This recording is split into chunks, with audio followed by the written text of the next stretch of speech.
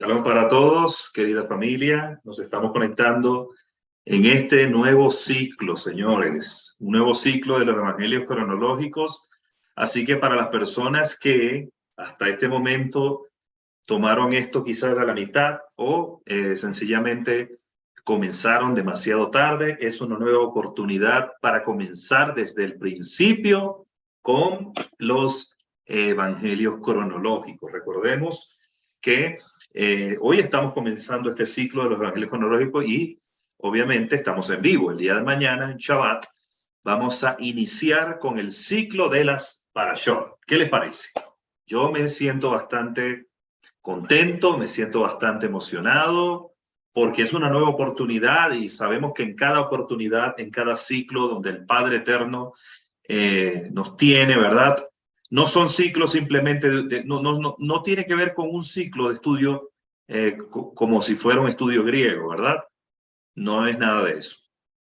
Disculpen aquí que tuve un problemilla aquí, ok. Aquí estamos, otra vez. Decía que no es un ciclo al estilo estudio griego, porque el estudio griego representa una forma de yeshiva que simplemente llena solamente la expectativa lógica, la expectativa mental de las personas, y sabemos que aquí hay un aprendizaje, pero no es un estudio griego, es un estudio en el cual el Padre nos ministra, el Padre nos llena, el Padre, la palabra del Eterno está viva y es más cortante que toda espada de dos filos y penetra hasta partir el alma, los huesos, las coyunturas y discierne, de acuerdo a lo que dice Hebreos 4, los pensamientos y el corazón. Así que un abrazo para todos los que se están conectando. A Miriam Luna de Bernardi, abrazos Miriam, abrazos. Por ahí también está Lisbeth, Joan, Manuel Esamo, querida familia, familia hermosa. Caro Camaño, un abrazo, Caro Camaño. Y bueno, a todos por ahí tengo también a... Mire, le voy a decir algo, van a haber unas agradables sorpresas en este nuevo ciclo de las Parashot. Así que no le voy a adelantar nada porque yo prefiero que usted sea testigo presencial, testigo ocular de lo que el Padre va a estar haciendo en este nuevo ciclo. Solo puedo decirle que tendremos cosas nuevas. Bueno, entonces vamos a iniciar este estudio de los evangelios cronológicos yéndonos a la porción de Johanán. ¿Quién será Johanán? Juan. Juan capítulo 1 del versículo 1 al 18, Lucas capítulo 1 del 1 al 80, Mateo capítulo 1 del 1 al 25, y vamos a ver de qué se tratan estos episodios que vamos a tratar a continuación. ¿Verdad? A ver, disculpen, vuelvo atrás. Vamos a hablar en estas porciones de algo muy importante. Vamos a hablar del inicio de los evangelios. A ver, cómo inicia el evangelio de Mateo, cómo inicia el evangelio de Lucas y, por supuesto, el evangelio de Johanán. Y por eso se le colocó el nacimiento, pero en la tierra, hace 2000 años. No el nacimiento del Mesías como si hubiese nacido hace 2000 años, ¿no? Porque Yeshua dice en el Evangelio de Juan, antes que Abraham fuese, yo soy. Se lo dijo a los judíos, a algunos, no a todos. Aunque antes que Abraham fuese, yo soy. Bien. Dice Juan capítulo 1 del 1 al 18. Seguramente usted ha leído esto mucho, ¿verdad? ¿Y qué escritura más poderosa? Dice, en el principio era el Logos, o el Verbo. Y el Verbo era Dios, y Dios estaba en el Verbo. En el principio estaba con Dios, todas las cosas por él fueron hechas, y sin él nada de lo que existe ha sido hecho fue hecho. Aquí la palabra podría ser mencionada como logos, pero también otra palabra sería el menra, el dabar, que es la palabra. El menra, el dabar, es la palabra. Entonces, cuando dice en el principio, Yeshua, lo que no es desde el principio o lo que no se antepone a todas las cosas, no puede ejercer autoridad sobre todas las cosas. Porque no tiene, digámoslo así, O sea, solo aquello que tenga la autoridad de la palabra es lo que va a tener preeminencia y va a estar por encima de, sobre, va a ejercer, o sea, lo que quiero decir es que la autoridad se ejerce a partir de la preeminencia. Entonces, cuando dice Bereshit Elohim, hay una poderosa palabra que está ahí inmersa, y lo vamos a estar viendo el día de mañana en la explicación de la parashá, pero esto tiene que ver. Por ejemplo, en la partícula et, la palabra et, que es la que une al sujeto y une al verbo, que es el verbo bará, el verbo de crear, con lo que se está creando, que son los amayim, y que es los cielos, por ejemplo, y también la tierra. Entonces, cuando dice en el principio era el verbo, y el verbo era Dios, y el verbo estaba con Dios, todas las cosas por él fueron hechas, y sin él nada de lo que existe fue hecho. Está hablando del verbo, está hablando del verbo que en el hebreo la palabra sería vará. La palabra hebrea vará es la palabra que se utiliza para hablar de crear.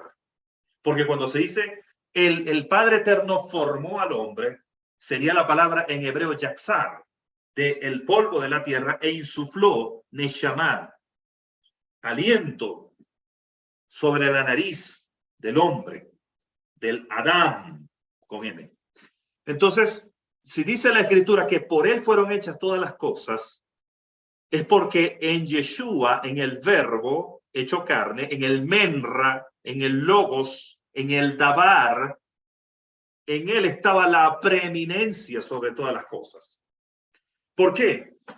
Porque antes de que fuese algo creado, está la fe y la palabra. La fe y la palabra trabajan juntas, de acuerdo a lo que dice Hebreos, capítulo 11. Por fe entendemos haber sido constituido el universo por la palabra de Dios. ¿Cómo es eso? Repítemelo. Dímelo de nuevo, escritor de Hebreos. Por fe entendemos entendimiento. Por fe entendemos haber sido constituido el universo por la palabra. Quiere decir que la fe necesita el menra. O sea, la fe y la palabra trabajan juntas para producir el bará, para crear. Entonces, antes de que fuese lo creado, estaba la fe y la palabra actuando juntas. Hay gente que cree que todo es fe. Sí, yo tengo fe para creer que Dios me va a dar esto y aquello, pero tienes menra, tienes verdad revelada. Dios te habló como Pedro y te dio un dabar y te dijo, ven sobre las aguas. Tú te decidiste a lanzar al agua y crees que vas a caminar porque eres tú. Lo que tienes es presunción, pero tú no puedes caminar sobre el agua si Yeshua no te dice, ven. La palabra y la fe necesitan, o sea, la fe necesita la palabra para tener una carretera por donde operar. Porque la fe no es ciega, la fe, los ojos de la fe son la revelación. Entonces, en él estaba la vida y la vida era la luz de los hombres. La luz en las tinieblas resplandece y las tinieblas no prevalecieron contra ella. Hubo un hombre enviado de Dios de nombre Juan. Este vino como testigo para que diera testimonio de la luz a fin de que todos creyesen por él. Fíjate que ahora se menciona la luz. Primero se menciona la obra creadora a través del bará, a través del menra, a través del logos, a través del dabar. Cuando se habla de la palabra tiene un poder creativo. El menra de Dios es creadora. Yeshua es creador. Entonces, pero cuando dice la luz en las tinieblas resplandecientes, está hablando otra dimensión del menra. Por eso dicen los salmos, por ejemplo, lámpara es a mis pies tu palabra y lumbrera a mi camino. Cuando está escrito en Bereshit, en Génesis, dice sea la luz. ¿Por qué creen ustedes que está escrito sea la luz? ¿Será que está refiriéndose a la luz del sol, a la luz de la luna, o a la luz de algún astro del firmamento, a la luz de alguna galaxia, la galaxia de Andrómeda, la galaxia M100? ¿Será alguna galaxia o la Vía Láctea también? ¿Será la luz que proviene de una estrella por ahí fugaz? La Escritura te dice en Apocalipsis en que en la Nueva Jerusalén no habrá necesidad de luz de sol, ni de la luz de la luna.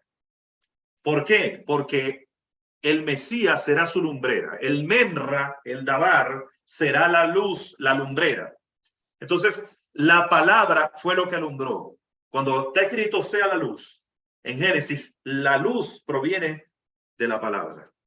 La luz proviene de lo que salió de la boca del Menra, de la boca de Yeshua cuando estaba creando todas las cosas. Entonces dice, hubo un hombre enviado de Dios de nombre Juan. Este vino como testigo para que diera testimonio de la luz a fin de que todos creyesen por él. Quiere decir que a Yeshua se le menciona en este pasaje como el verbo. Se le menciona como inmerso dentro de Génesis, dentro de lo que es la palabra hebrea bara, que es crear. Se le menciona también como la luz. Se le menciona que cuando está escrito en Génesis, sea la luz, está hablando de Yeshua. Y cuando dice, este vino como testigo, el 7, para que diera testimonio de la luz, a fin de que todos creyesen por él, no era él la luz, sino para que diera testimonio de la luz. La luz verdadera que alumbra a todo hombre venía al mundo. Estaba en el mundo y el mundo fue hecho por él, pero el mundo no lo conoció. A los suyos vino y los suyos no le recibieron. Pero a todos los que les recibieron, a los que creen en su nombre, les dio potestad de ser hechos hijos de Dios, los cuales no nacieron de sangres, ni de voluntad de carne, ni de voluntad de varón, sino de Elohim. Entonces el verbo se hizo carne y tabernaculizó, se encarnó. ¿Por qué? Porque está escrito en Génesis capítulo 3. Está escrito en Génesis capítulo 3 lo siguiente. Dice, disculpen. Dice, pondré enemistad entre ti y la mujer, entre su simiente y la simiente tuya. Él te herirá en la cabeza y tú le herirás en el talón. La simiente de la mujer no es otra cosa que el Menra, que es el Menra revelado, la verdad revelada en los profetas, la verdad revelada en Isaías, que cuando se le revela, él escribe Isaías 53, que cuando se le revela, él escribe Isaías 9, capítulo 9, Isaías 42, que son los pasajes proféticos. A David se le reveló en el Salmo 22, cuando dice, Dios mío, Eloi, Eloi, lama sabactaní. Dios mío, ¿por qué me has desamparado? Porque estás lejos de mi clamor y el clamo de día no respondes y de noche y no hay para mí reposo. Ese Salmo 22 es parte de lo que fue revelado en cada uno de ellos, en todo aquel que es revelada la verdad de Dios, la palabra del Eterno, el Menra. Entonces eso es la sustancia que hace nacer de nuevo, la sustancia de Adonai, la sustancia del Padre. Entonces esa sustancia en el vientre de una mujer se encarnó.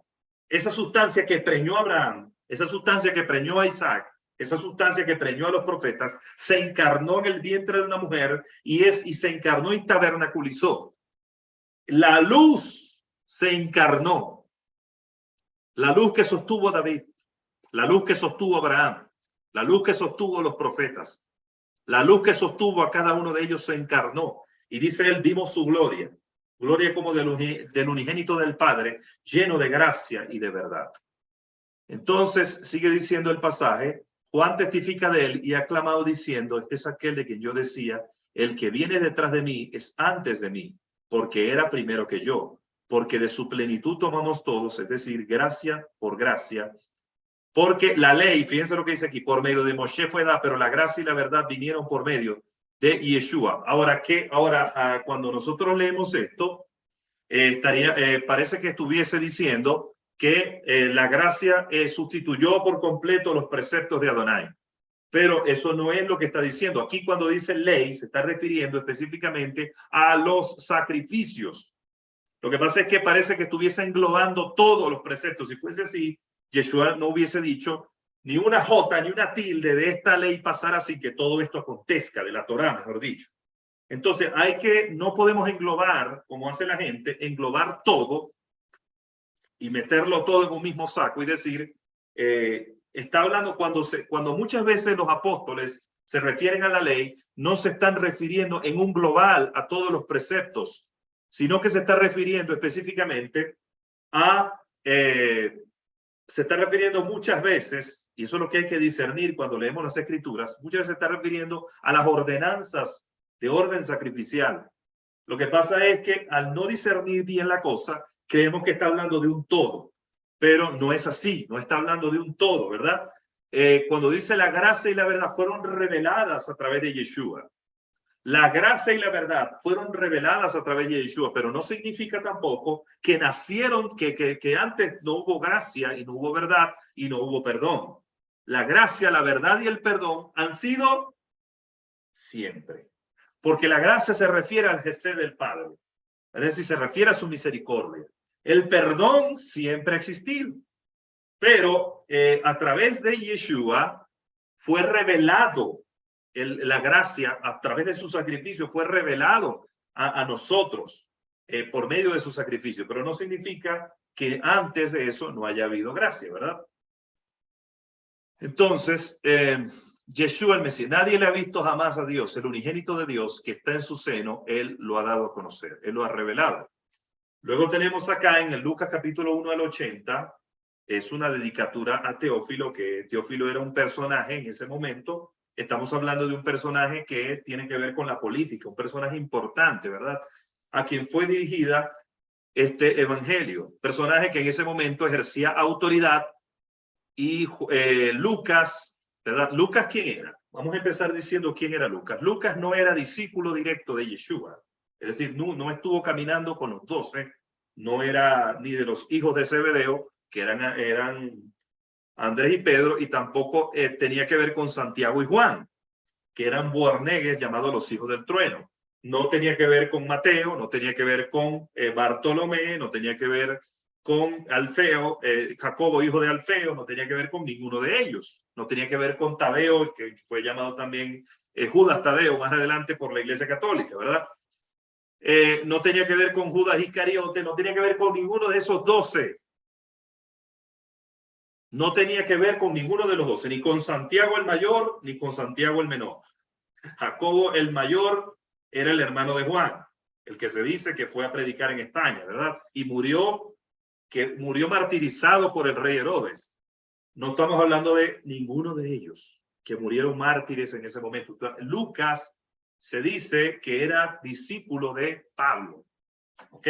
Juntamente con Epafras, juntamente con Tito, juntamente con Filemón, juntamente con Timoteo, juntamente con cada uno de ellos.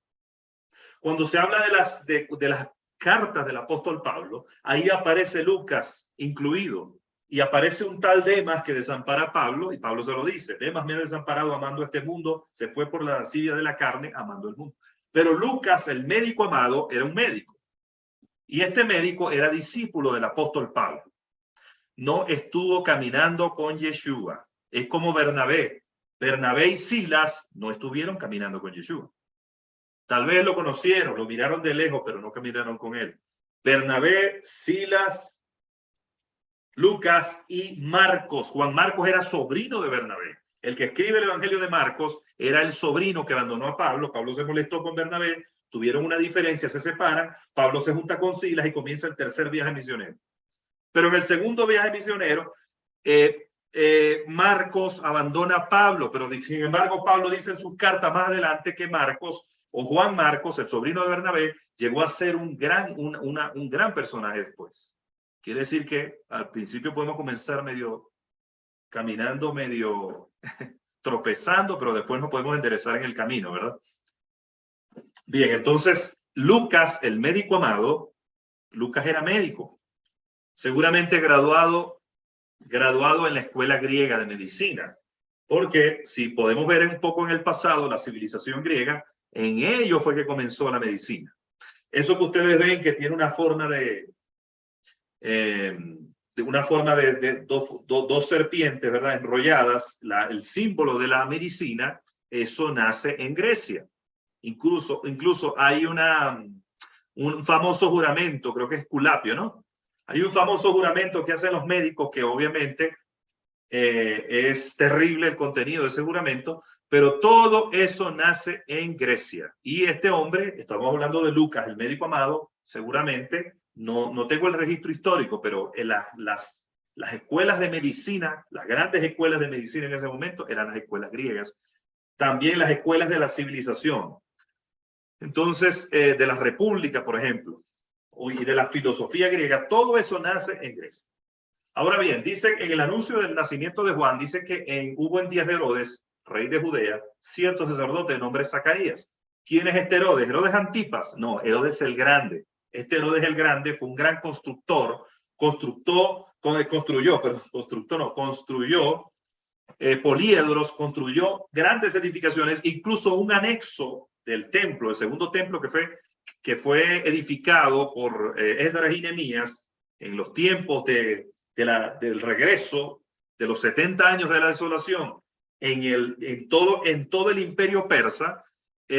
Se construye, como ustedes lo saben bien, el segundo templo. Este segundo templo que fue construido en los tiempos del profeta Ageo, en los tiempos de Esdras, el escriba, y en los tiempos de Nehemías, el gran reformador. Este rey Herodes, para congraciarse, estoy hablando de Herodes el Grande, el que mandó a matar a su madre, el que era un tipo que estaba bastante, el tipo estaba bastante loco, ¿yo? Mandó matar a la madre, pero hizo grandes construcciones en Israel y las hizo para congraciarse con los judíos. Incluso hay una gran edificación en Israel que todavía hoy se conserva, que tiene que ver con Herodes el Grande. Entonces se le conoce en la historia como un gran constructor, pero también era un gran asesino, un gran homicida.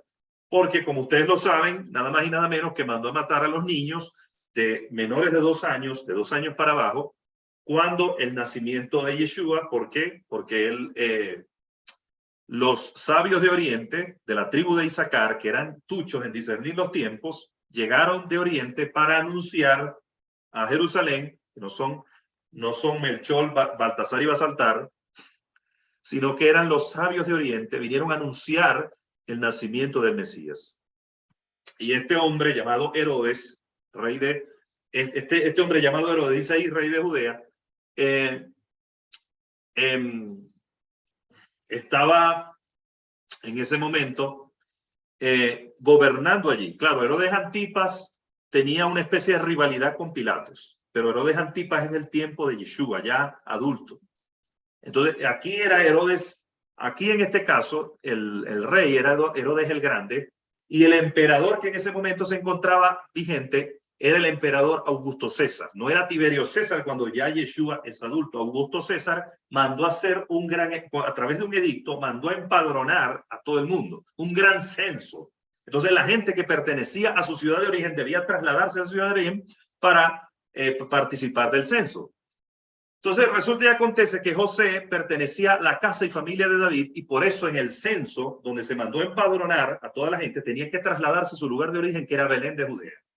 ¿Por qué? Porque está escrito en Miqueas: oh, de ti, oh Belén Efrata, que no eres muy pequeña entre los príncipes de Judá, de ti provendrá un pastor que regirá a mi pueblo Israel, cuyas salidas son desde el principio, desde los días de la eternidad. Entonces, esa profecía que está establecida en Miqueas tenía que cumplirse, y la única forma de cumplirse era que este hombre que vivía en Nazaret, donde estaba comprometido con una ketubá, con Miriam o María, su mujer, para poderse trasladar a Belén de Judea, tenía que haber un edicto de parte de un emperador.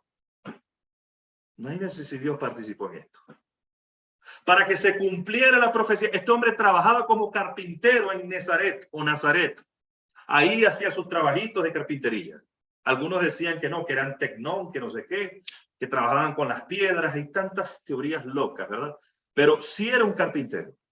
Este hombre que trabajaba en Nazaret, ¿verdad? Que trabajaba allí, cuando sale el edicto de Augusto César de que todo el mundo se empadronado, mire, ese edicto fue para aumentar los tributos, para que los recaudadores del fico, como fue en su efecto Mateo, que se convirtió y fue uno de los discípulos del Señor, y también Zaqueo, ese fue otro que se convirtió, que se montó en un árbol, y Yeshua le dijo: Zaqueo, bájate del árbol porque es necesario que pose yo en tu casa. Los dos eran recaudadores del fisco. Entonces, para aumentar los tributos, entonces este hombre, Augusto César, que era el emperador romano, el César de ese momento, lo promulga en todo el territorio. En todo el territorio, él promulga el edicto. Que hasta este hombre, Herodes el Grande, seguramente se habrá quejado. ¿Por qué? Porque el traslado y el tráfico comercial era interrumpido por este censo. Bien, dice que había un sacerdote de nombre Zacarías, de la clase de Abías, y su mujer era de las hijas de Aarón, y su nombre era Elishebat o Elizabeth. Ahora bien, estos sacerdotes solamente podían ministrar una sola vez en su vida. Usted me preguntará por qué. En los tiempos del tabernáculo no, ahí sí participaban todos, pero imagínese usted, ya siendo una gran ciudad de sacerdotes, imagínese usted cómo es la distribución para que todos puedan ministrar. Si hay una multitud de sacerdotes, solamente podía ministrar uno solo. Había una sola oportunidad. Eso es lo que dicen los comentarios, lo que dice la tradición al respecto. Este hombre, Zacarías, se le presenta un arcángel, el arcángel Gabriel, el llamado mensajero, ¿verdad? Se dice que el arcángel Gabriel era el mensajero, el que está encargado de la parte de la palabra. El Miguel tiene que ver con defender a Israel. El arcángel es un rango que está por encima de los ángeles, de los malachim, de los ángeles comunes o de los mensajeros. Obviamente más arriba están otros seres celestiales que tienen otras características. Los serafines tienen 6 alas, los querubines tienen 4 alas, los seres vivientes o los zoe están en los serafines arriba del trono, los querubines debajo de la expansión según Zacarías 1, y los zoe, que son los seres vivientes, están alrededor, al lado, alrededor.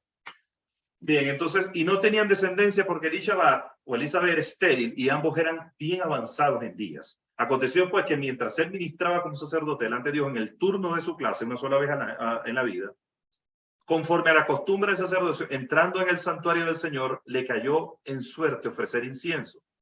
¿Dónde se ofrecía incienso? En el altar de incienso, el que antecede al lugar santísimo. Y toda la gente del pueblo estaba orando afuera a la hora del incienso. Esto significa que era Yom Kippur. En Yom Kippur también había una ceremonia donde el sumo sacerdote hacía uso pues o sea, con las tenazas tomaba del altar de incienso para llevarlo al lugar santísimo. Pero en este caso no estamos hablando de aquel acto, ¿verdad? Sino que era simplemente el ofrecer el incienso como era natural y era regular que se hacía en el Beit Hamidash, en el templo, no en el tabernáculo, que era desmontable y era para trasladarlo en toda la ruta que ellos tenían cuando eran nómadas. Y toda la gente del pueblo estaba afuera orando. Entonces, desde la derecha del altar se apareció en pie un ángel del Señor. Imagínense usted. ¿Quién era? Era Gabriel. Al verlo, Zacarías se turbó y el temor se apoderó de él, pero el ángel le dijo: no temas, Zacarías, porque fue oída tu oración y tu mujer Elizabeth te dará a luz un hijo y llamará su nombre Juan. Entonces, el plan del Eterno en ese momento era hacer volver el corazón de los padres a los hijos a través de la unción de Elías. La unción de Elías tiene que ver con hacer volver el corazón de los padres a los hijos y de los rebeldes a la prudencia de los justos. ¿Por qué? Porque una de las cosas que estaba profetizada en ese momento tenía que ver, por ejemplo, en Malaquías dice: antes que yo hiera la tierra con maldición, entonces haré volver el corazón de los padres a los hijos. Y cuando Elías se presenta, en el momento en que él juzga a los 450 profetas de Baal y los 400 profetas de Acera que comían de la mesa de Jezabel, lo que dice la escritura, que hubo un cambio en el corazón del pueblo de Israel y el corazón volvió a su Padre eterno. La paternidad del Padre fue revelada en ese momento. Entonces, el Espíritu de Dios, a través del manto de Elías, vendría sobre este hombre, quien sería un nazario delante de Elohim. Un nazario, es decir, que tendría, entre las características, sería la misma que el ángel del Eterno le daría a Zacarías, serían las mismas que el ángel del Eterno le dio a Manoah. El ángel le dijo a Manoah que Sansón se debía de abstener a todo fruto de la vid. No podía beber vino ni sidra, es decir, el vino es obviamente producto de la uva, pero la sidra es producto de la manzana. Pero no podía consumir ningún producto añejo, ningún producto añejado. Tampoco podía acercarse un muerto y tampoco podía tocar la punta de su barba porque era consagrado, era nazareo delante de Elohim. Este hombre llamado Juan también era un hombre nazareo. Quiere decir que debía dejarse crecer la melena, no podía cortarse la punta de la barba, no podía tocar a un muerto, no podía absolutamente beber el fruto, el producto de la vid, ni el producto de tampoco la sidra, ¿verdad? No beberá vino ni licor y será lleno del Espíritu Santo desde el vientre de su madre. Esta es la profecía, pero ¿cuándo sucede? Cuando Miriam va a hablar con, los católicos le llaman esa oración Magnificat, pero eso no viene al tema. Cuando Miriam o María viene a saludar, recuerde que el ángel, el arcángel se le presenta a Zacarías, pero luego va y se le presenta a Miriam y le dice a Miriam, tu pariente Elizabeth también está encinta, a la que llamaban estéril, porque nada hay imposible para Dios. ¡Wow!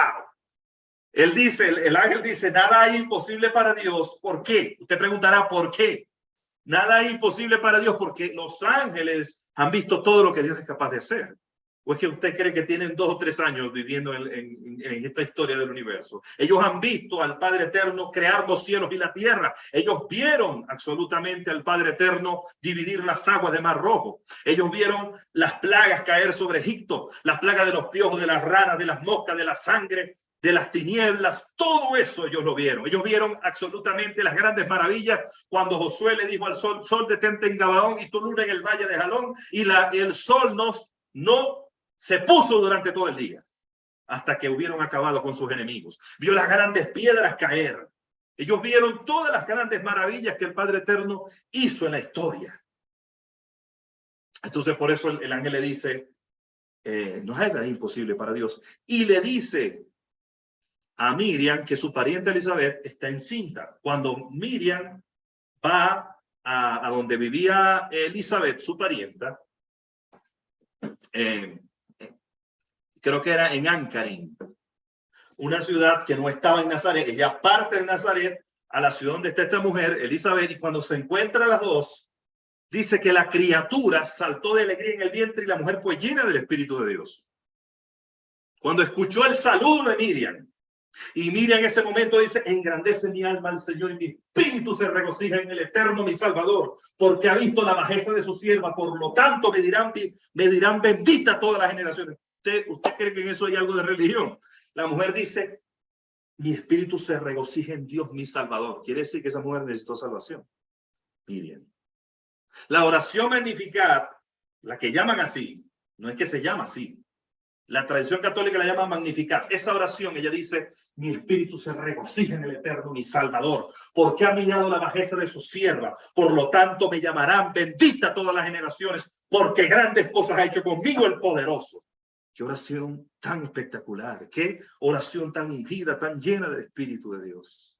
Claro, esta mujer, Miriam, tendría en el buen sentido de la palabra, unos ataques de llenura que usted y yo no nos podemos imaginar. Nada más y nada menos que tiene en su vientre al Hijo de Dios y el Verbo hecho carne. Esa mujer tendría unos ataques de danza terribles, o sea, unos ataques de llenura, unos ataques tremendos. O sea, usted solamente puede imaginarse que la palabra la estaba cargando a ella en ese momento. Ella no estaba cargando la palabra. Estoy hablando de Miriam. Miriam no estaba cargando la palabra, que tenía el barrigón ahí.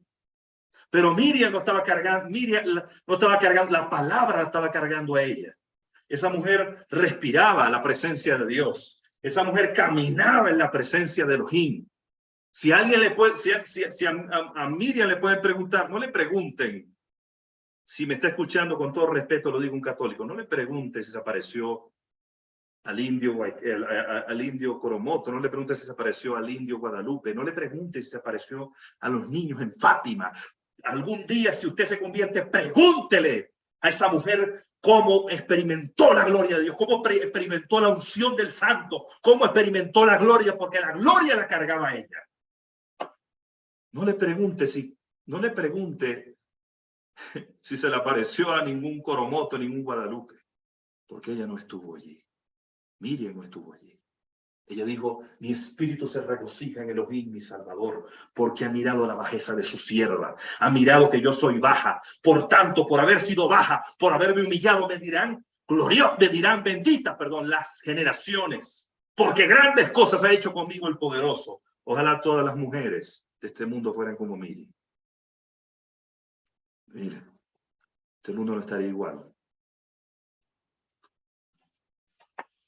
Entonces Zacarías dijo al ángel, ¿cómo sabré esto? Porque yo soy anciano y mi mujer avanzada en días.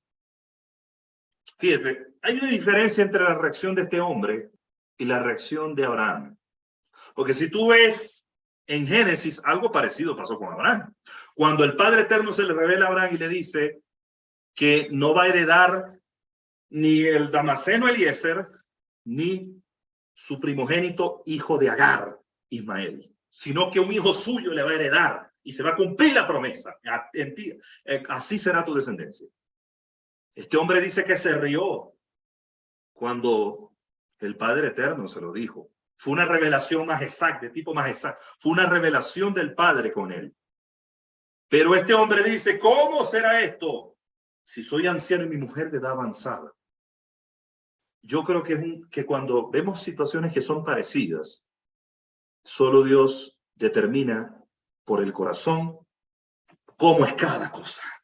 Porque tú podrías decir, bueno, ¿por qué Zacarías queda mudo y por qué Abraham no queda mudo?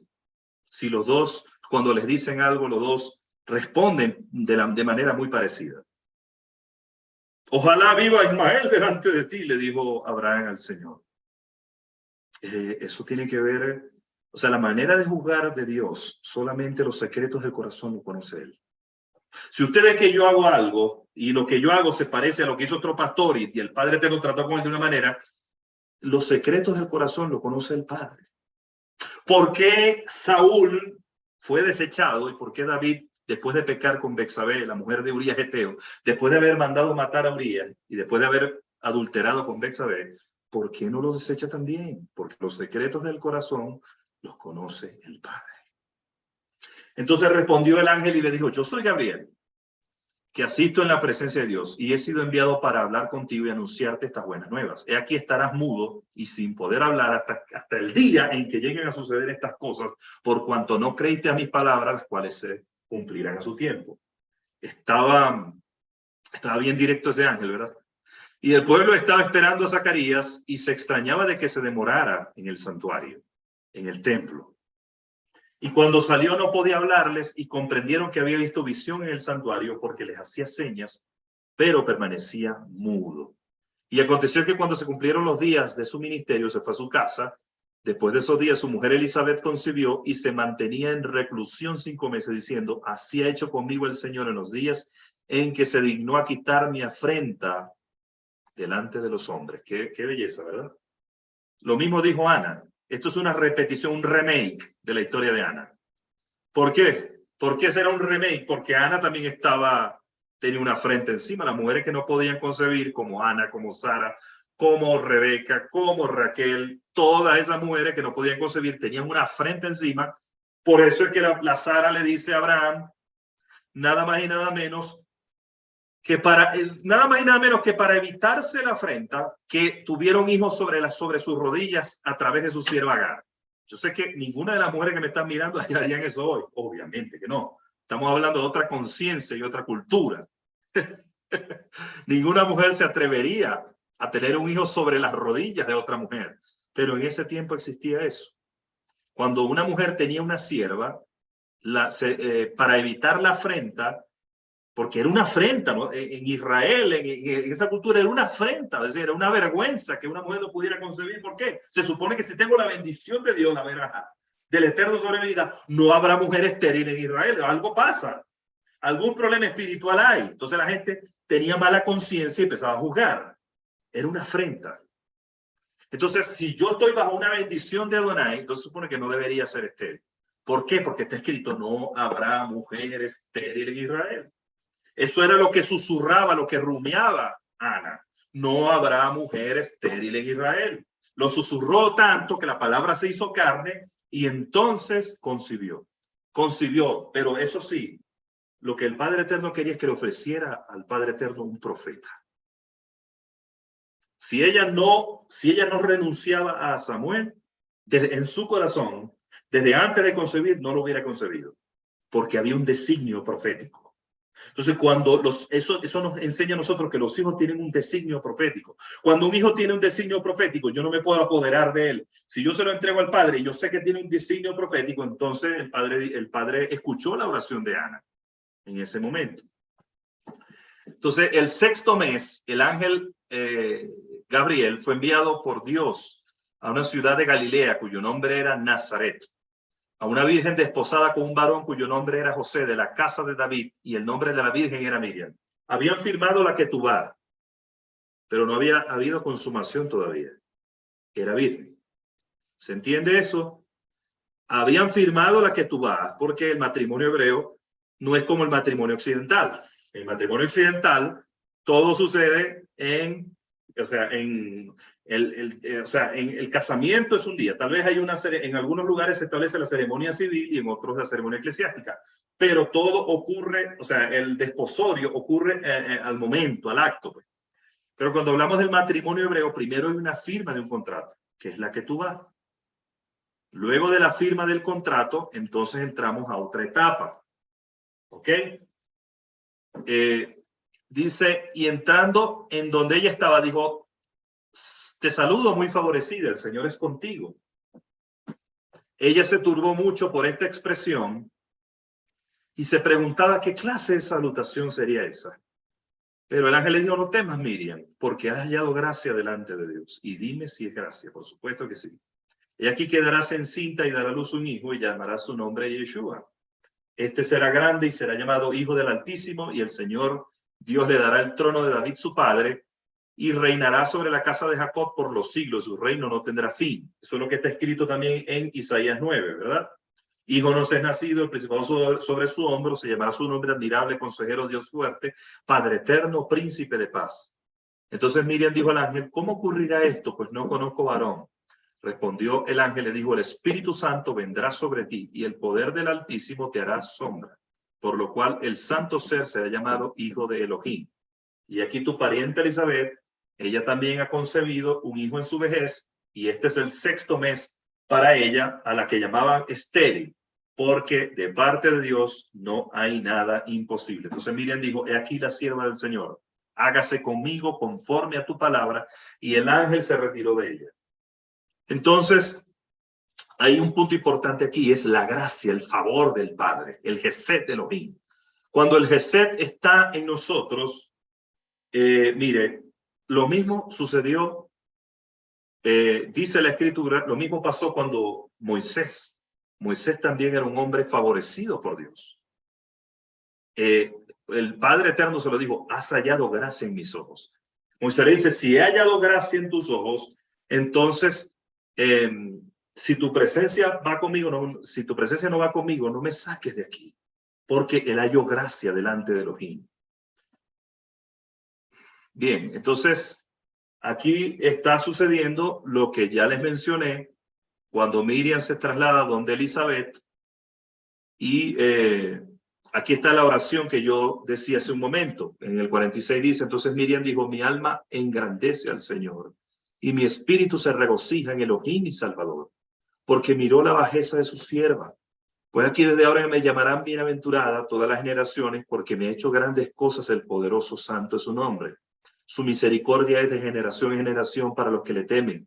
Hizo proezas con su brazo, esparció a los soberbios en la intención de su corazón. Quitó de los tronos a los poderosos y exaltó a los humildes. A los hambrientos colmó de bienes y envió vacíos a los que se enriquecen. Acudió en ayuda de Israel su siervo para recordar su misericordia con Abraham y su descendencia para siempre. Esta oración se parece mucho a la oración de Ana. Yo no sé si usted ha tenido la oportunidad de leer y estudiar cómo era la oración de Ana. Ana profetizó aún del Mesías, que su ungido será exaltado, dijo Ana. Mire, este tipo de oraciones, más que una oración, es un cántico profético, al igual que el cántico de Moshe, que aparece en el libro de Deuteronomios. Esta oración de Miriam es un cántico profético, al igual que los salmos, como el Salmo 24, el del Señor es la tierra y su plenitud, el mundo y los que en él habitan, porque él la fundó sobre los mares, la firmó sobre los ríos. ¿Quién subirá al monte del Eterno y quién estará en su lugar santo? El limpio de manos y puro de corazón, el que no ha elevado su alma a cosas vanas ni jurado con engaño. Este tipo de salmos o de cánticos surgen Mire, esto fue un momento profético profundo. Esta mujer, cuando dijo esto, verdaderamente experimentó una dimensión de gloria, como Pablo, cuando Pablo dijo en la carta, por ejemplo, cuando Pablo recibió la carta en Romanos, o sea, toda la revelación que tuvo Pablo, él dijo, oh profundidad de ciencias, de la ciencia insondable de Dios, cuán profundos son tus caminos y tus juicios, dijo Pablo. O sea, la revelación que Pablo recibió de Romanos fue tan profunda que Pablo exaltó y glorificó la grandeza de Dios. O sea, esto fue un momento de el momento de Ana, el momento de Moisés, los momentos que tuvo David y este momento que tuvo Miriam fue un momento de gran dimensión y de gran profundidad de revelación de Adonai. La comunión, usted solamente puede imaginarse la comunión que tenía esta mujer llamada Miriam con el Padre Eterno, que en un momento viene este cántico profético que habla de una dimensión tremenda de revelación. Miren, los salmistas que tenía David, los hijos de Asaf, y toda esa generación de cantores que él formó eran cantores proféticos. Era gente que verdaderamente estaba adiestrada en recibir de parte de Dios, en caminar en dimensiones profundas del Espíritu, en caminar en dimensiones profundas de la revelación. Conocían al Padre Eterno. Esta mujer, cuando tiene esta revelación, esto es una dimensión profunda, son aguas profundas. No estamos hablando de un cántico religioso, son aguas profundas de Adonai.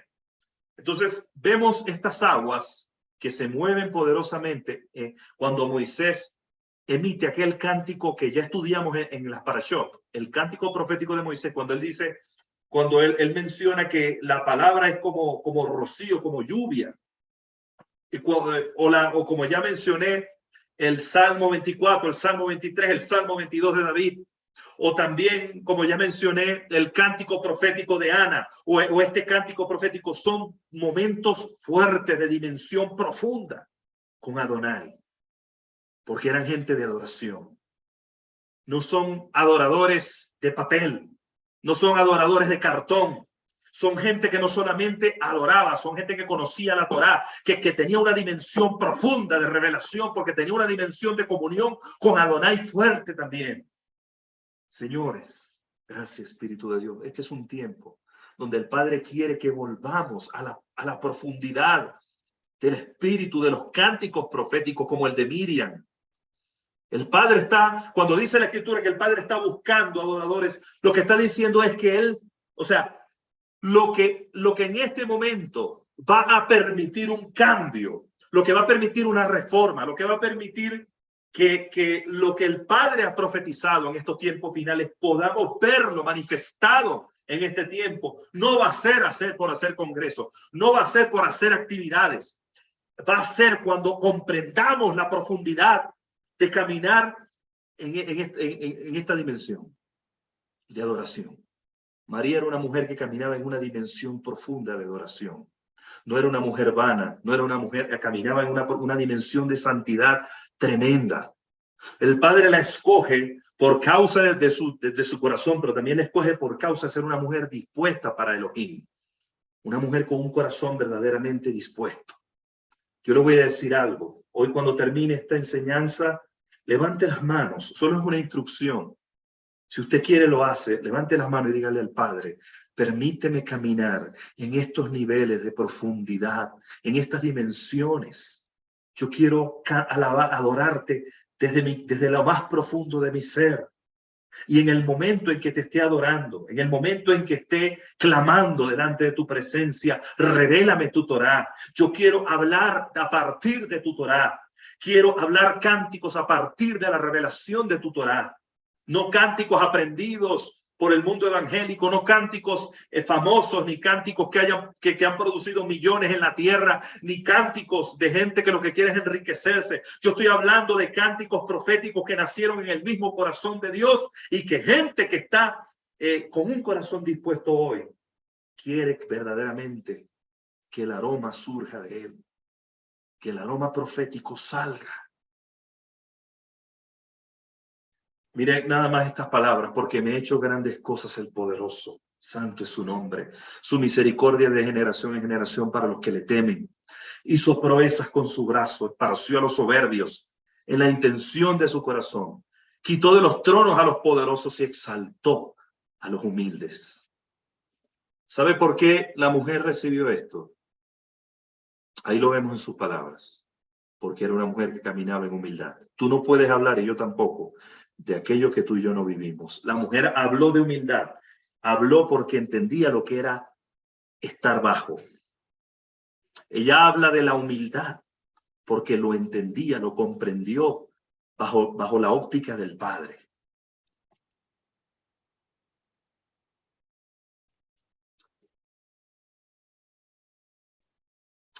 Entonces dice la Escritura que se cumplió el tiempo en que iban a ser Juan el Bautista, nació Juan el Inmersor, y aconteció que al 8º día fueron a circuncidar al niño, le llamaron Zacarías por el nombre de su padre.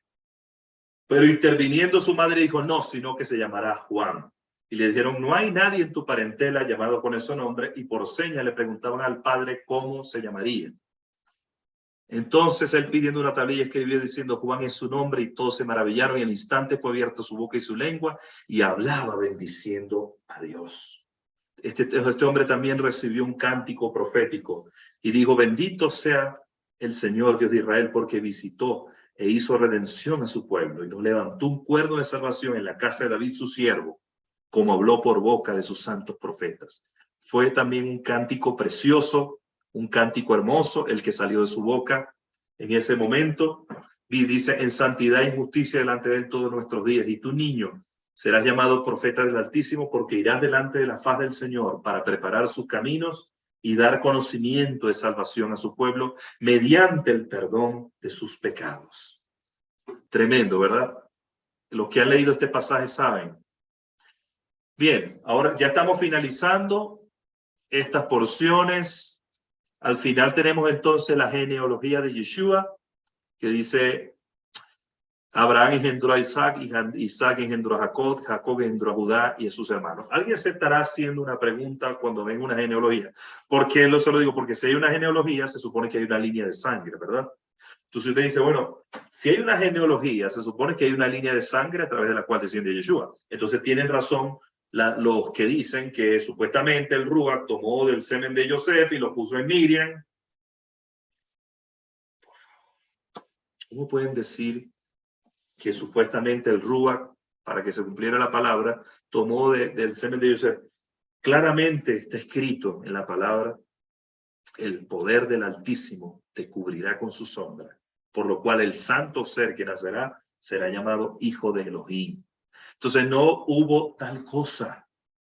La genealogía es producto de que todos esos hombres, o sea, sí hubo una sustancia que preñó, pero no fue una sustancia natural. La sustancia que preñó a Abraham fue la palabra, porque la Escritura dice que nacemos de una sustancia incorruptible. Entonces la sustancia que preñó a Abraham, que preñó a Isaac, que preñó a Jacob, que preñó a esa línea de descendencia fue la palabra. Y la palabra se hizo carne. La preñó a José, el padre natural o el padrastro, podemos decirlo así, de Yeshua en ese momento. La palabra lo preñó también a él. Pero no hay una descendencia desde el punto de vista natural. Es la palabra que los preñó. Yeshua es el verbo, la palabra encarnada. Como ellos fueron preñados de la palabra, entonces sí hay una línea que podemos decir, pero es una línea por la palabra, por la sustancia, por el menra que se hizo carne. Eso es lo que mucha gente no entiende y sacan conclusiones extrañas. Porque es obvio, si hay una genealogía o hay una línea de sangre, una descendencia, una línea de sangre, bueno, la gente dice, bueno, si hay una descendencia, entonces es obvio que Yeshua tuvo que haber nacido de José. Seguramente usted se hizo esa pregunta. Si hay una genealogía, entonces ¿por qué hay una genealogía si no es hijo natural? Sí hay una línea, pero la línea es producto de la palabra. Entonces dice Lucas 3:23, siendo hijo según se suponía de José, de Elí, de Matat, esta es la otra genealogía. Entonces, con esa explicación de la genealogía, voy finalizando en el nacimiento de Yeshua, donde dice, ahora bien, el nacimiento de Yeshua el Mesías fue así. Estando desposada su madre Miriam con Joseph, antes que se juntaran, fue hallada encinta del Espíritu Santo. Lo dice clarito. No dice, no deja nada a terceras o cuartas opiniones. Y José, su marido, que era justo, pero no quería denunciarla, se propuso repudiarla en secreto.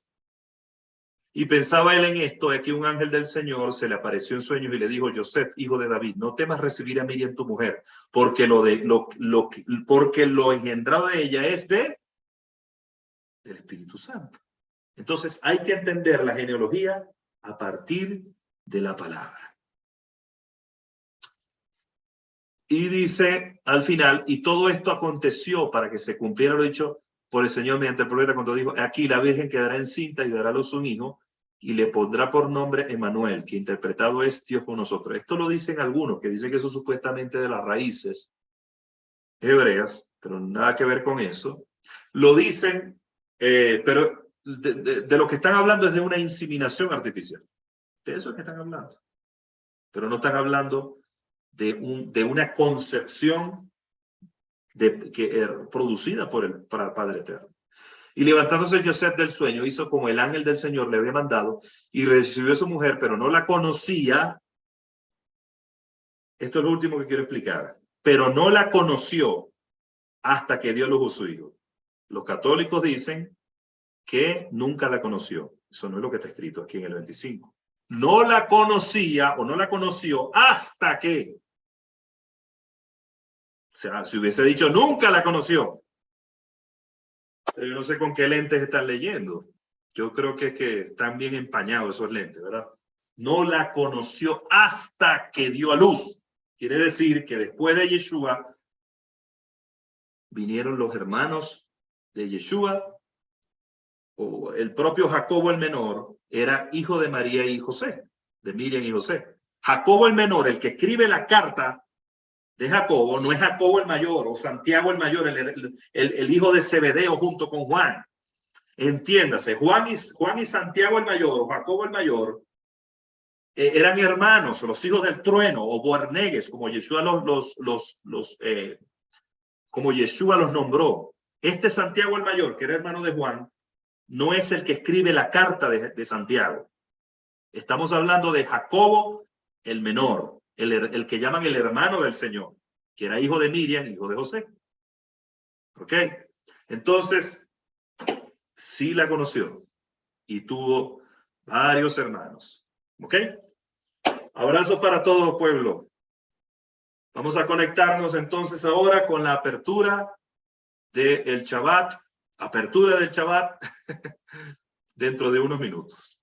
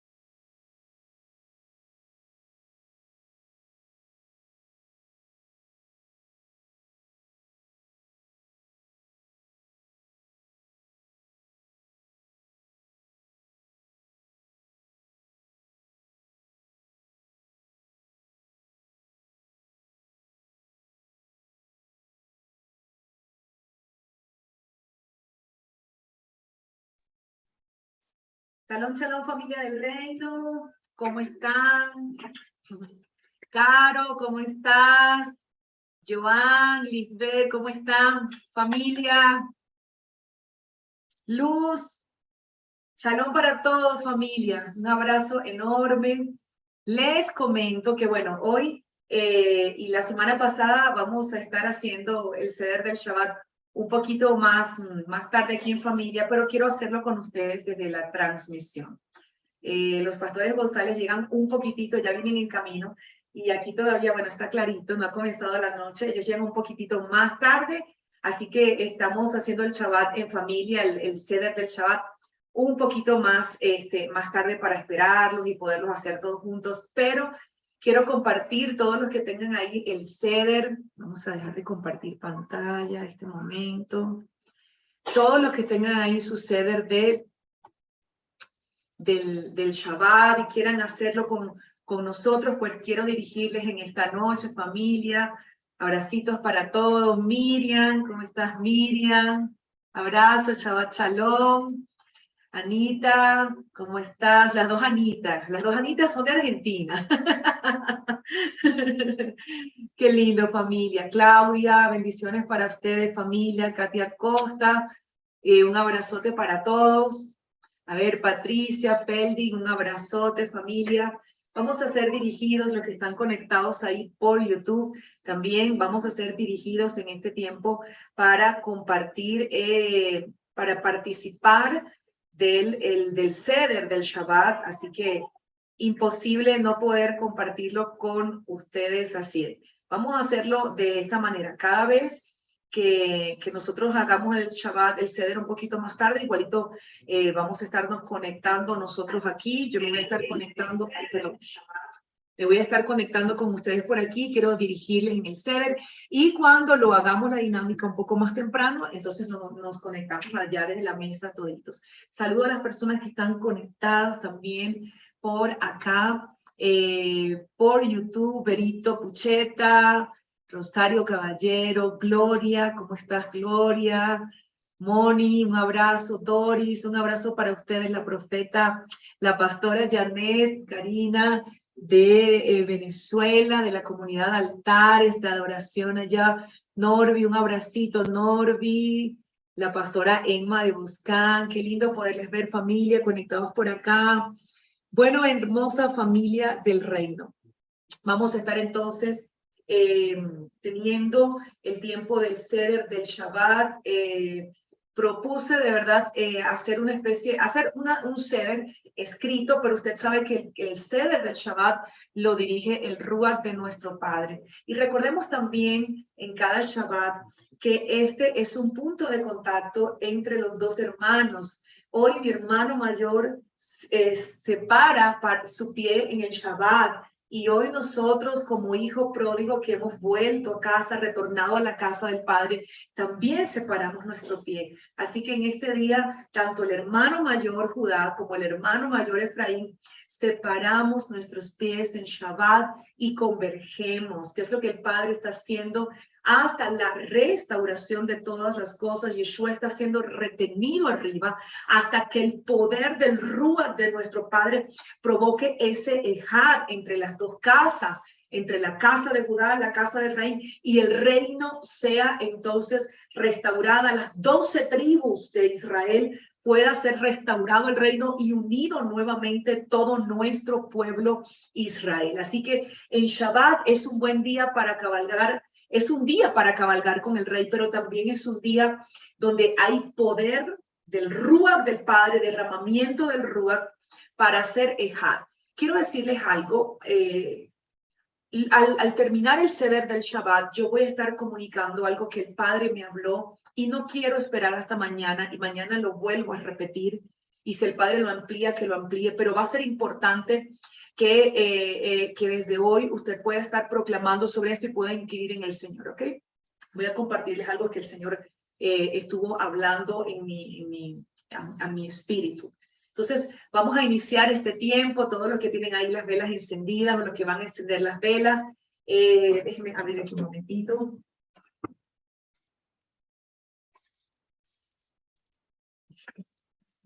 Listo. Cuando encendemos las velas, nosotros proclamamos: bendito eres tú, Señor y Padre nuestro, Rey del universo, Creador del fuego y de las lumbreras. Proclamamos, nos levantamos y resplandecemos, porque Yeshua es nuestra luz, y Él nos ha arropado con su gloria. Eso dijo el Señor: Padre, la gloria que me diste, yo se las entrego. Él nos ha arropado con su gloria. Aunque tinieblas cubran la tierra y densa oscuridad los pueblos, sobre mí y sobre mi casa, dígalo conmigo, sobre mí y sobre mi familia, sobre mí y sobre mi casa será vista su gloria. Gracias, Señor. Ahora proclamamos juntos Isaías 58, 13 y 14. Pero ahora lo decimos de la siguiente manera. Detenemos nuestros pies en este Shabbat para no hacer nuestra propia agenda en el día santo, en el día Kadosh. Detenemos nuestros pies en este día para no hacer lo que nos place en este día. Llamamos al Shabbat delicia, día Kadosh, glorioso del Eterno, y honramos al Eterno y honramos este tiempo, este día. No andando en nuestros propios caminos, no hablando de nuestros propios asuntos, no buscando nuestros propios placeres. Y dice la Torá de mi Padre a través del profeta Isaías, que Él nos hace cabalgar con Él sobre las alturas de la tierra en este día. Dice, y te haré cabalgar conmigo sobre las alturas de la tierra. Y dice, y te alimentaré con la herencia de nuestro padre, de tu padre Jacob, porque mi boca lo ha hablado. Hoy confesamos, Señor, que somos alimentados con la herencia de Jacob, nuestro padre. Deme un segundito aquí, que tengo, olvidé los cuadritos de las promesas que le entregaron a Jacob.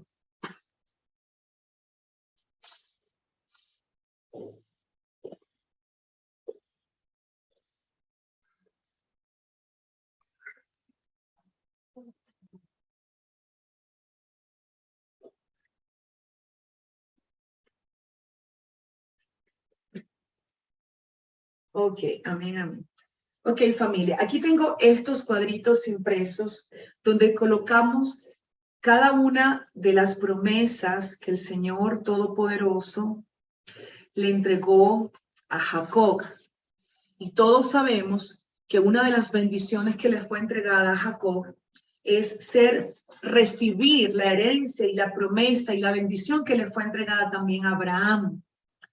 Entonces, esto abarca buscar las promesas de Abraham también y poderlas compartir. Si usted está en familia, usted puede imprimir todas estas promesas de Jacob que le fueron entregadas al patriarca Jacob, pero también puede imprimir así en cuadritos todas las que le fueron entregadas a Abraham. Entonces, si usted está ahí con su familia, usted entrégale un cuadrito a cada uno y cada uno proclame, anuncies, que escuchen los niños y que todos escuchemos. Entre más personas hayan, usted entrega más promesas. Y en cada Shabbat puedes recordar estas promesas que le fue entregada a Abraham, a Isaac y a Jacob. Porque eso lo dice en Isaías 58, 13 y 14, para nosotros anunciar en cada Shabbat, proclamar en cada Shabbat que somos benditos y que la bendición de Abraham, de Isaac y de Jacob nos arropa, nos pertenece como su pueblo, como descendientes de Abraham, de Isaac y de Jacob. Voy a leer unita. Dice Génesis 28 del 1 al 4, dice, así pues Isaac llamó a Jacob y lo bendijo y le ordenó diciendo, el Shaddai te bendiga, te haga fructificar y te multiplique hasta llegar a ser multitud de pueblos. Hoy proclamamos esa palabra, Señor. No hay esterilidad en la asignación que nos has entregado. No hay esterilidad en el vientre de las mujeres de tu pueblo. Lo creemos, Señor. Y hoy proclamamos esta palabra, que somos fructíferos y somos agentes de multiplicación. Es lo que dice tu palabra. Dice, y te dé la bendición de Abraham. Aquí está. En ese momento Isaac legaliza sobre Jacob la bendición de Abraham.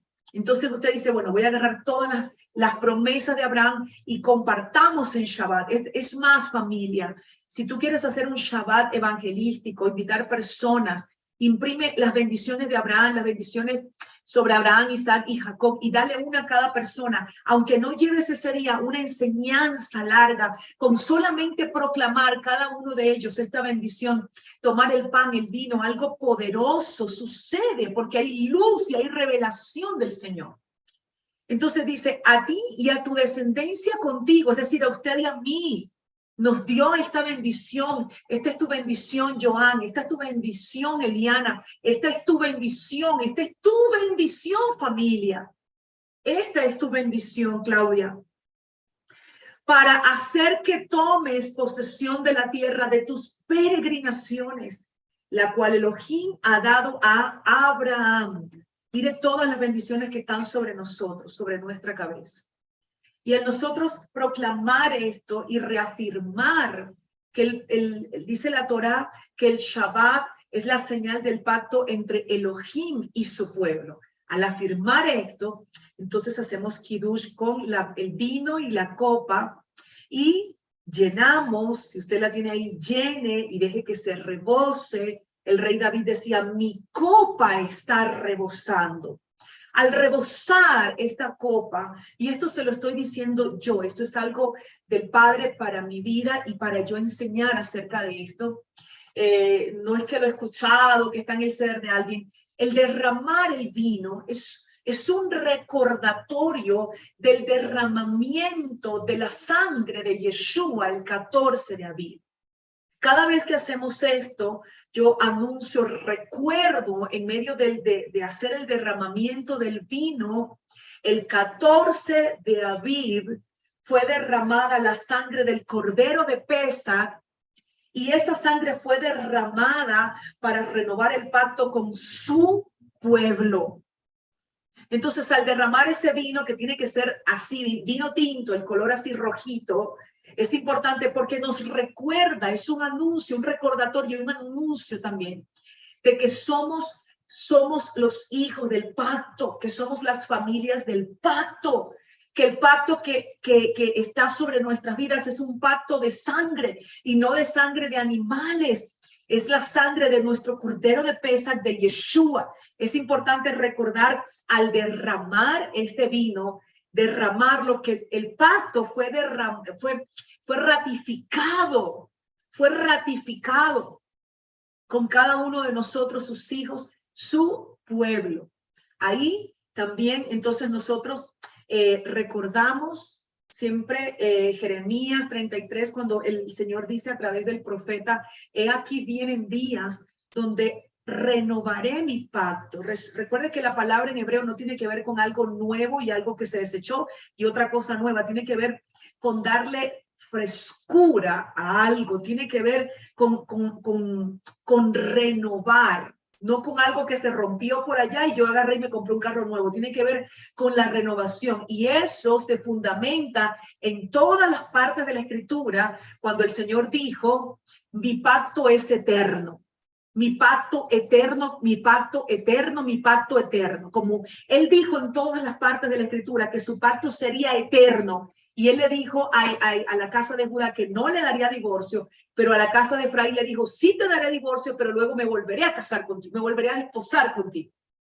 Entonces, basado en esto, con el fundamento de que el pacto era eterno, entendiendo también el sentido de esta palabra, el eterno lo que le está diciendo ahí es estoy renovando, dándole frescura, estoy ratificando el pacto eterno que hice con ustedes. Entonces ahí recordamos, al derramar la sangre, recordamos la sangre de Yeshua que fue derramada el 14 de Aviv, y recitamos Isaías 53, que el Shaliach Luis se lo sabe de memoria. Yo no se lo confieso aquí públicamente para ser libre.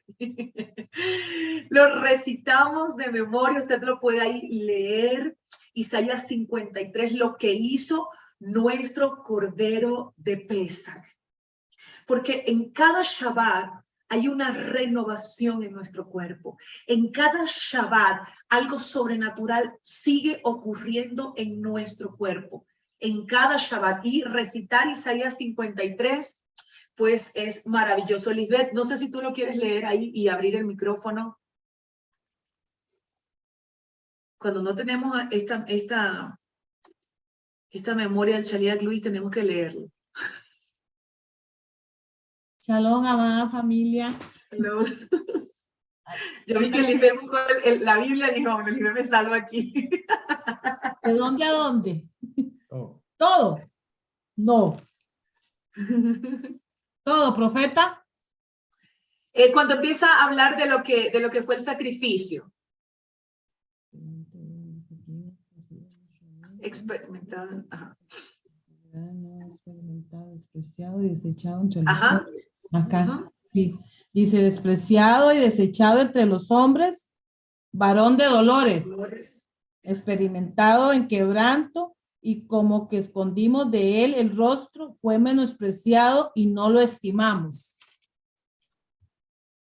Ciertamente, llevó él nuestras enfermedades y sufrió nuestros dolores, y nosotros le tuvimos por azotado, por herido de Dios y abatido. Mas él herido fue por nuestras rebeliones, molido por nuestros pecados, el castigo de nuestra paz fue sobre él, y por su llaga fuimos nosotros curados. Aleluya, Padre. Todos nosotros nos descarriamos como ovejas, cada cual se apartó por su camino, mas el Eterno cargó en él el pecado de todos nosotros. Angustiado él y afligido, no abrió su boca. Como cordero fue llevado al matadero, y como oveja delante de sus trasquiladores, enmudeció y no abrió su boca. Por cárcel y por juicio fue quitado, y su generación, ¿quién la contará? Porque fue cortado de la tierra de los vivientes, y por la rebelión de mi pueblo fue herido. Y se dispuso con los impíos su sepultura, mas con los ricos fue en su muerte, aunque nunca hizo maldad, ni hubo engaño en su boca. Con todo esto, el Eterno quiso quebrantarlo, sujetándole a padecimiento, cuando haya puesto su vida en expiación por el pecado. Verá linaje, vivirá por largos días, y la voluntad del Eterno será en su mano prosperada. Verá el fruto de la aflicción de su alma, y quedará satisfecho por su conocimiento. Justificará mi siervo justo a muchos, y llevará las iniquidades de ellos. Por tanto, yo le daré parte con los grandes, y con los fuertes repartirá despojos, por cuanto derramó su vida hasta la muerte, y fue contado con los pecadores, habiendo él llevado el pecado de muchos y orado por sus transgresores. Wow. Wow. ¿Cómo no recitar Isaías 53? Si toda esa dinámica, toda esta liturgia, todo este ceder es en honor al que vive, al que era, el que es y el que ha de venir. ¿Cómo no recitarlo y recordarlo en este momento? ¿Cómo no hacerlo? Y cómo no ser quebrantados en nuestro corazón al recordar, al hacer memoria del gran sacrificio que por amor hizo por nosotros. Señor, gracias. Gracias por morir, por derramar tu sangre, por renovar el pacto, por amarnos tanto, por perdonarnos.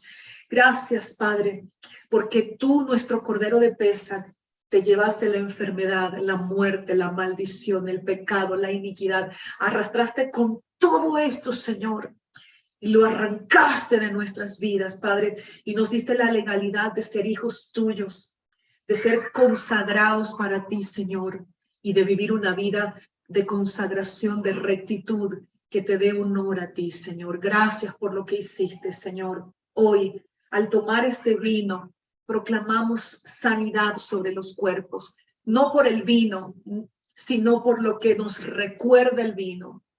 No por el vino que te estás tomando, sino por la sangre que fue derramada por ti, Señor. Gracias. Tome ese vino con convicción. Dele gracias al Todopoderoso. Dígale que lo hace en su nombre. Hónrele cuando tome ese vino. Dígale a su cuerpo que reciba la verdad. Si está alguno enfermo, declare en el nombre de Yeshua que recibe vida, que recibe salud en el nombre de Yeshua, y diga Lejaim, por la vida de Yeshua. Lejaim, Lejaim, Yeshua. Si quiere, abre el micrófono y digan todos juntos, Lejaim.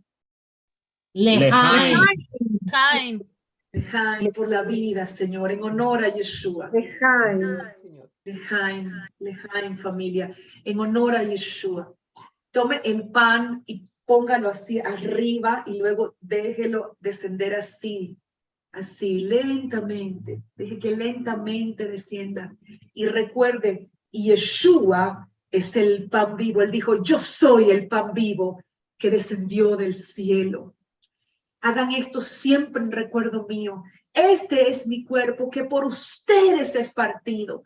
Cuando partas ese pan, recuerda que por nuestra iniquidad, por nuestro pecado, su cuerpo fue partido. Pártelo. Pártelo con esa convicción, pero también cómelo ahora.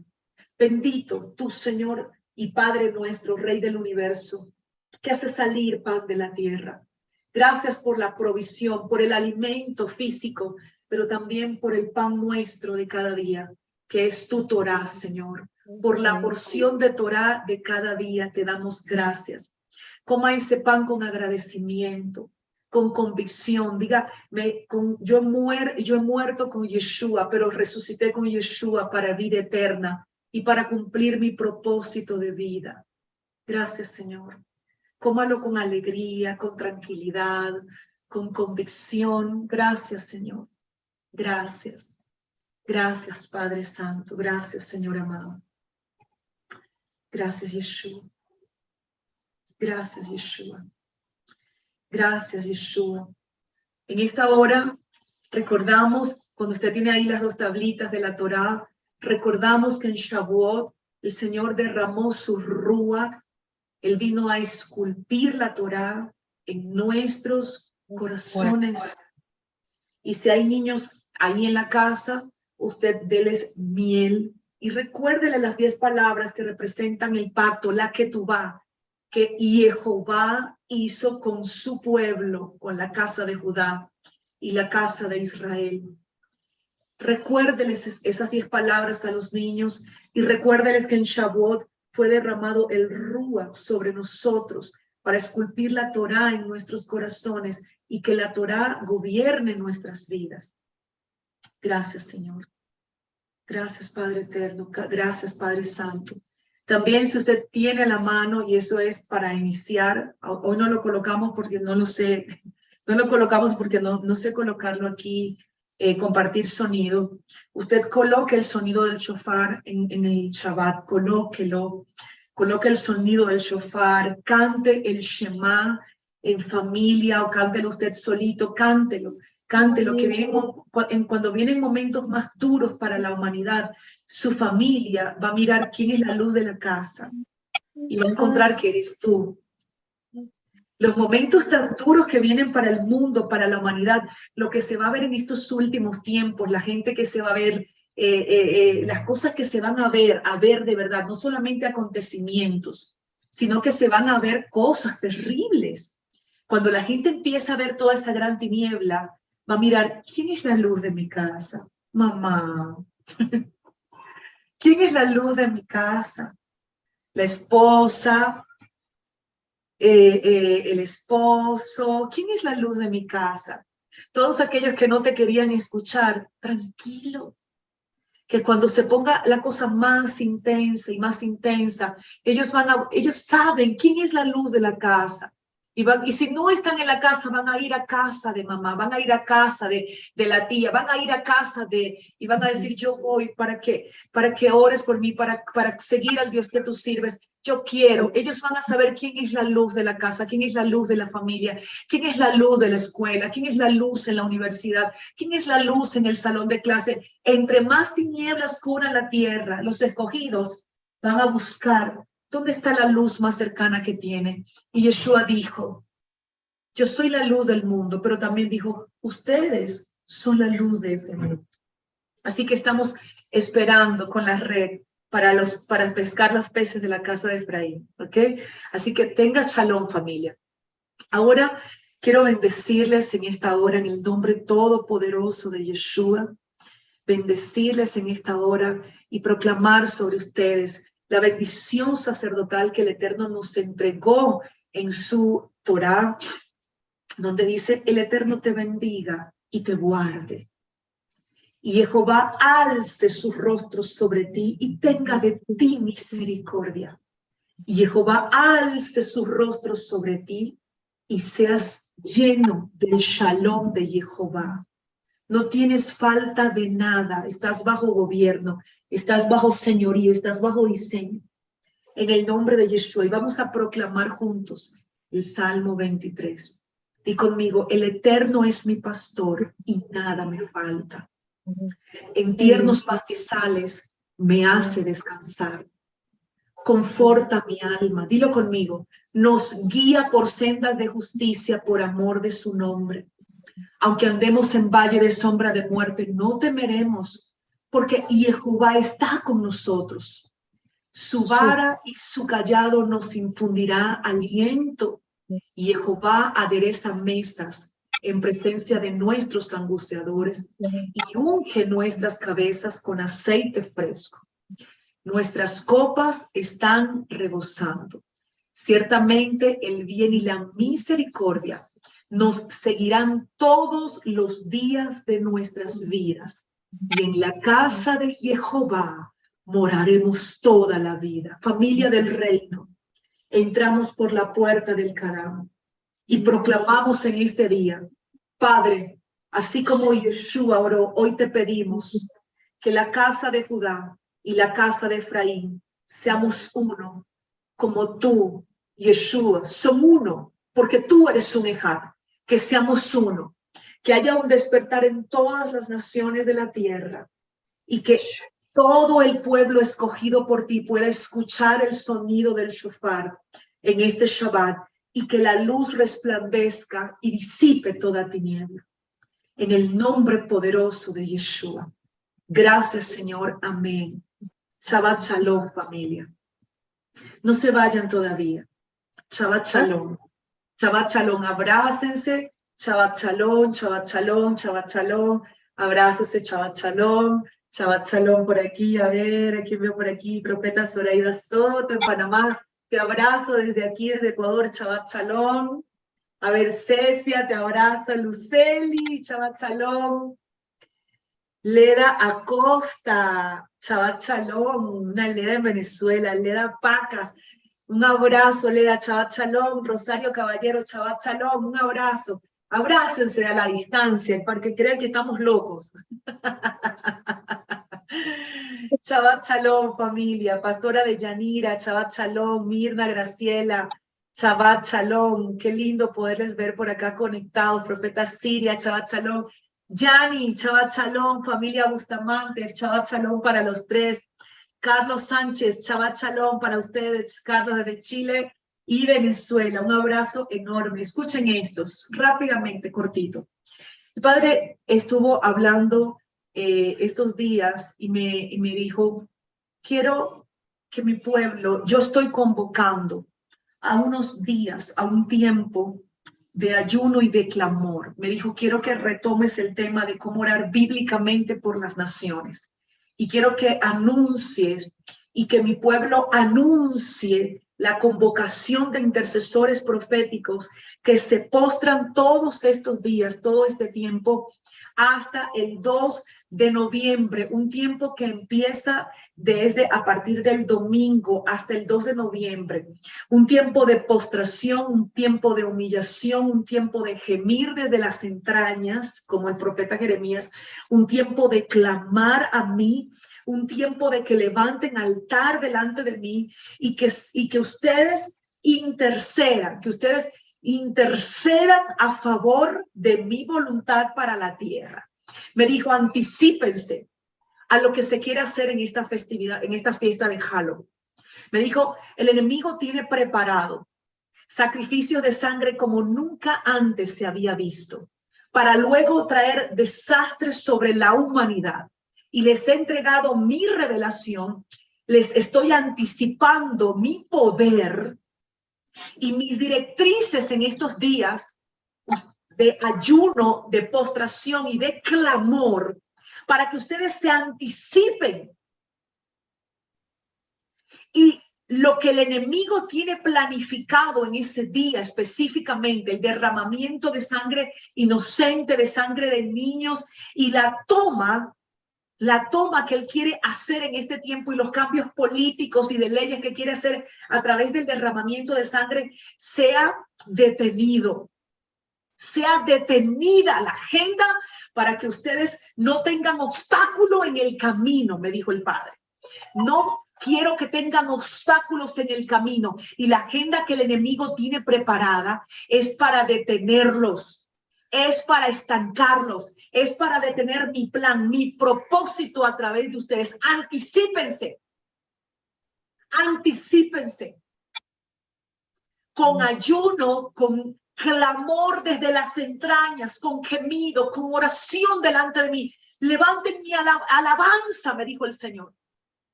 Anticípense y detengan la agenda que está preparada contra ustedes para detenerlos. Y les estoy entregando mi poder para que ustedes detengan esa agenda. Y el Señor me dijo, estos días no son para que ustedes se concentren en reprender las tinieblas y reprender lo que será en Halloween. No. El Señor me dijo, quiero que clamen desde sus entrañas a favor de mi agenda para las naciones. ¿Por qué?